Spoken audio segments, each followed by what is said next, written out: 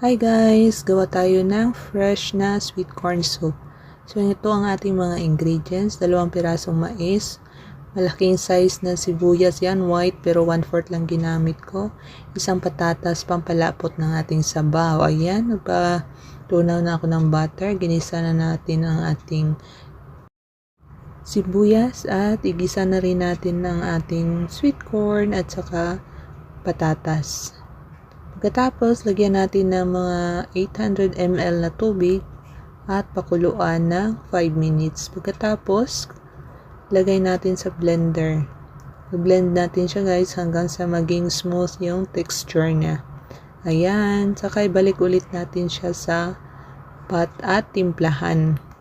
Pakuluin ulit at timplahan. Yan, may konting asin at all-purpose cream.